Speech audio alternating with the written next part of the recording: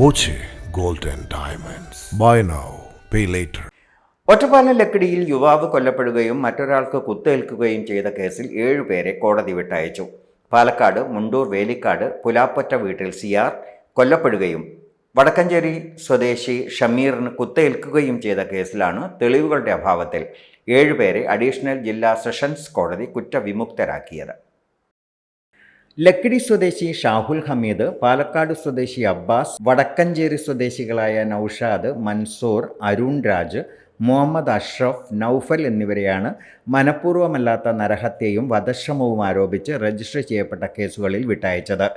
ഷമീറിനെ ആക്രമിക്കാനെത്തിയ സംഘത്തിൽ ഉൾപ്പെട്ടയാളായിരുന്നു കൊല്ലപ്പെട്ട സിയാർ എന്നും ആക്രമണത്തിനിടെ അബദ്ധത്തിൽ വയറിനു കുത്തേറ്റായിരുന്നു മരണമെന്നുമായിരുന്നു പ്രോസിക്യൂഷൻ കേസ്. സിയാറിൻ്റെ മരണത്തിന് മനഃപൂർവ്വമല്ലാത്ത നരഹത്യയ്ക്കും ഷമീറിന് കുത്തേറ്റതിന് വധശ്രമത്തിനുമായിരുന്നു കേസുകൾ.